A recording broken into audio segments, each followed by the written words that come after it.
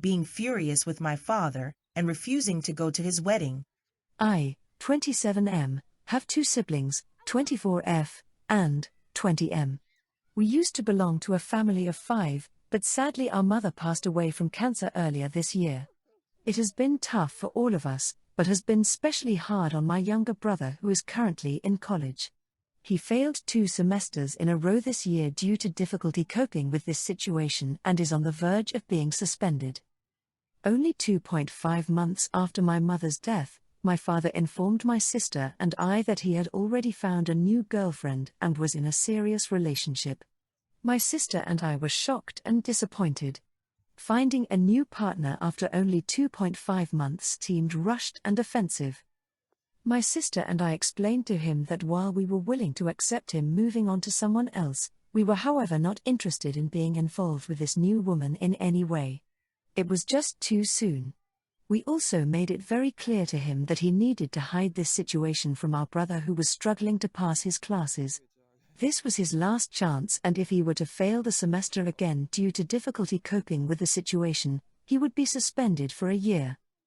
Our father claimed to understand our concerns and apologized for any added stress this put on us. He also claimed to fully agree about hiding the situation from my brother for now. I hoped at this point that the situation was under control. Sadly, it was only about to get much worse. Around a week before Thanksgiving, my brother was flying home from school for the holidays.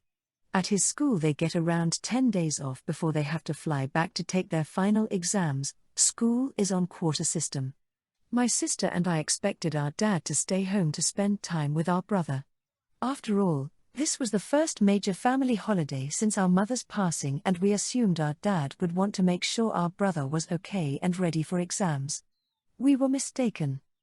The morning after my brother arrived home, not only had our father decided to tell my brother everything about his new girlfriend, but he also just left the house to travel to a different state to spend the holidays with her. Not only did he show blatant disregard for my brother's situation, but also showed no interest in spending the first major family holiday since his wife's passing with his kids. On Thanksgiving he didn't even text or call me or my siblings to ask what we were doing. My siblings and I were furious with him over this behavior and we had a huge fight. He basically tried to gaslight us, claimed that we were overreacting and that we didn't care about his life. He also acted very entitled, demanding we get on board with his new relationship. He then casually dropped the bombshell that he planned to marry this woman next year.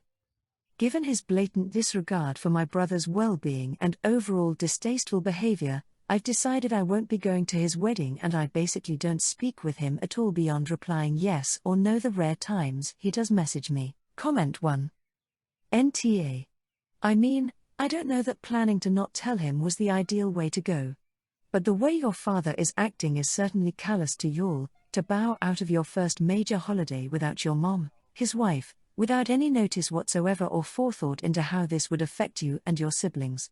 He is still a parent and your youngest brother's clearly struggling. He's being a crappy parent by chasing this new woman, and it shows this lady's character that she even suggested going out of town on his kids' first major holiday without their mom.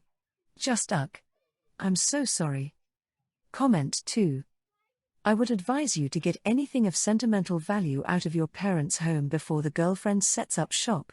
I have seen too many kids lose photos and jewelry to the second wife who swoops into their father's life right after the mom dies. Your father is weak and won't stop her from doing it. I wouldn't count on an inheritance. Comment 3. NTA, and I'm sorry. He is being extremely selfish and basically an R. I agree with the commenter who suggested going to the house and gathering everything you want to keep from your mom, maybe over Christmas while your dad pops over to see the GF again.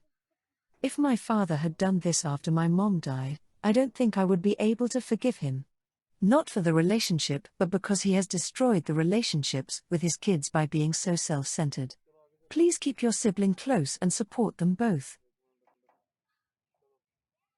Kicking my daughter out of my house for being pregnant. I 45F have a 27-year-old daughter. She has 6 kids, between the ages 10 to 11 months. There are 3 different fathers, she receives child support from 2 of them, and she is still with the third one, and they have been for 5 years. My daughter works part-time, and her fiancé is a chef full-time. They have lived with us for the past year and a half, due to getting evicted from their last home. The kids and them have our upstairs bedrooms, there's 2, but that's still crowded for 6 children. They are constantly asking me for help with phone bills. My husband and I have asked for no rent so they'd be able to save money to get a home, which I do not believe they were doing. I have put up with loud voices throughout all hours, and waking up at different hours to cater to children, because I love my grandchildren. I never complain to my daughter because I believe family is very important.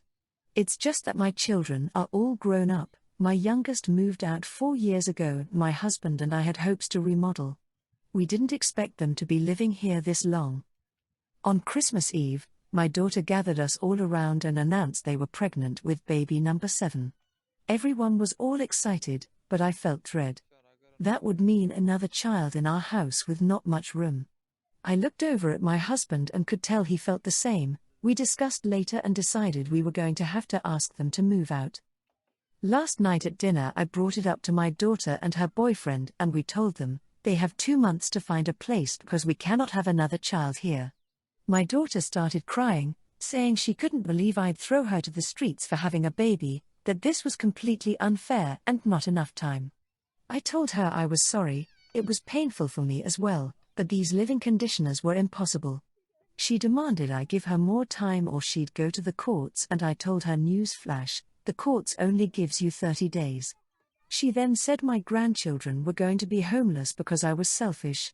She made a Facebook post asking for rooms to rent because she's pregnant and has nowhere to go and her family don't give a SHT about her. Comment 1. NTA, but it would have been better to set boundaries a long time ago.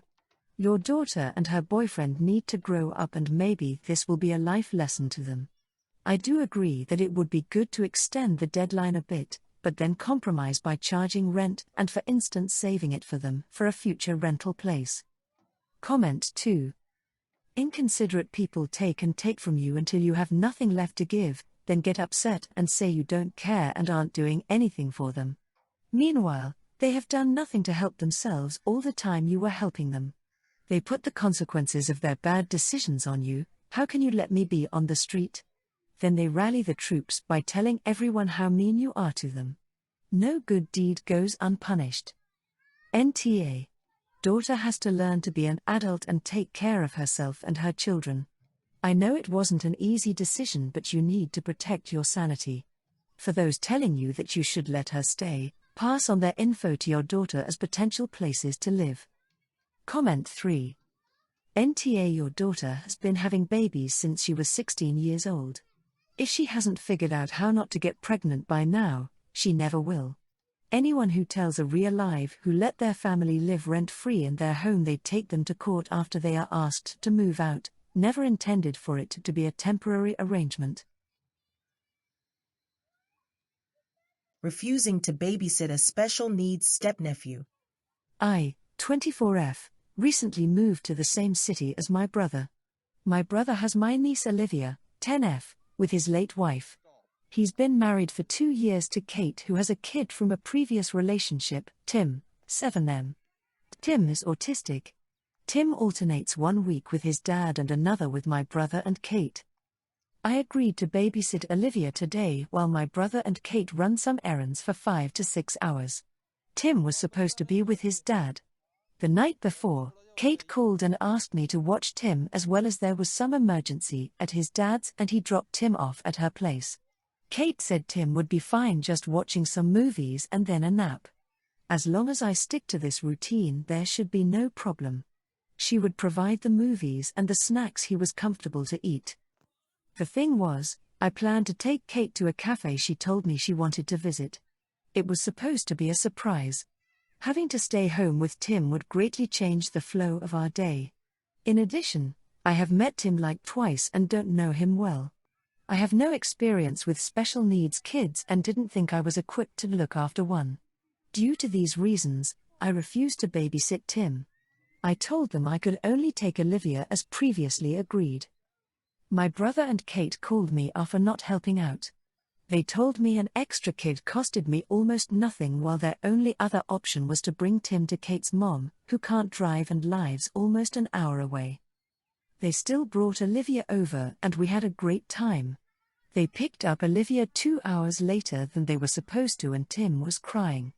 My brother and Kate said all this could be prevented had I just help out, because Tim would be relaxing at my place instead of stuck in traffic and getting cranky. I just told them emergencies happen and I really was not ready to be their plan B. Kate called me playing favorites and not seeing Tim as my family. Comment 1. NTA. She had a plan B and it was inconvenient. Plan C is that she cancels her errands. Plan D is she tells her kid's dad that she's unavailable to take him. She has plenty of choices other than volunteering you without consent. You agreed to watch one child, not two. If your brother was so concerned he could have watched him, but they decided that their plans are more important than yours. I see a couple of assholes in this story and it's not you. Comment 2. NTA. You had plans. You have no experience looking after a special needs kid and worries you wouldn't be able to take care of all his needs. You're not wrong for being unable to take on more than you can manage.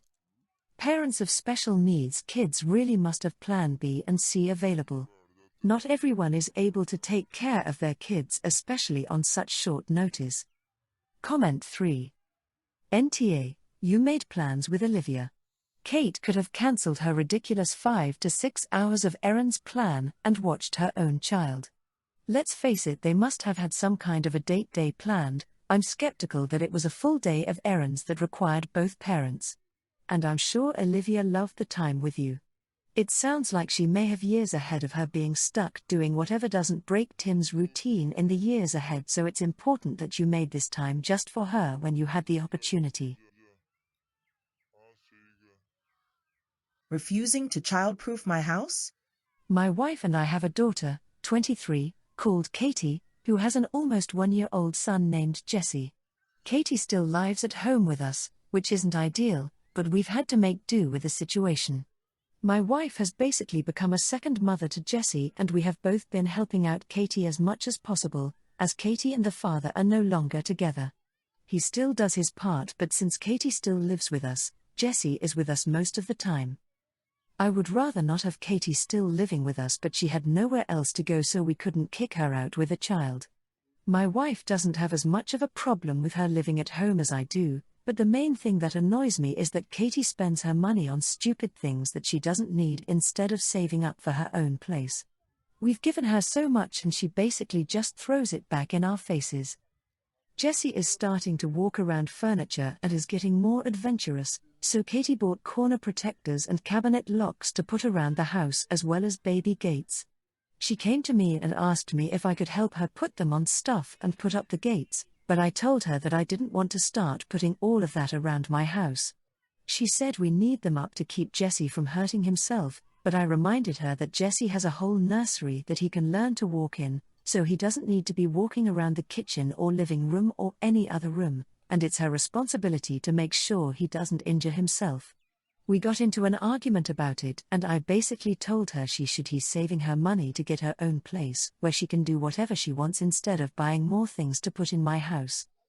She got pretty upset, but I think she got the message because she hasn't talked about putting them up since.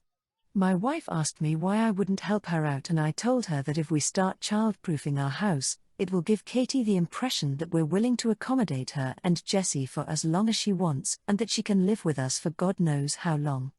I just don't want her thinking that she can live with us forever, because as much as I love her and Jesse, the sooner they move out the better, because it's a lot of extra work for my wife and I. Comment 1. YTA, this baby lives with you. If you have an issue with your daughter's finances or living situation, address that with her. But being stubborn about baby-proofing the house is not how you address this. You're ignoring the reality of your living situation at the expense of harming a 1-year-old baby. Comment 2. YTA. Honestly, what you're doing doesn't sound very loving. Wanting Katie to move out with her son is entirely separate from keeping Jesse safe. You can childproof your home even if Katie just came to visit occasionally with her son. Come on. If you want Katie to move out, Set up some boundaries, with your wife in agreement, and stick with them. If you're concerned that your daughter isn't saving enough money, ask her for rent and save up that money yourself for her and give it back to her upon her moving out. Set a deadline for her to move out. Help her apartment hunt. Agree to a child care help schedule. And so on. Comment 3. Kids don't stay in one room. He is going to be wondering. Yup, it's her responsibility. I hope you aren't expecting her to do any housework. She won't be able to relax at all. You're doing this to try and make her move out, but she likely can't. Rent at the moment is much higher than minimum wage. How are you going to feel if your grandson gets into something of yours and becomes very sick or even passes away because you refuse to allow baby-proofing anywhere? It'll still be all of her fault, right, because she isn't able to do all of her chores and watch her toddler in an unsafe house at the same time. YTA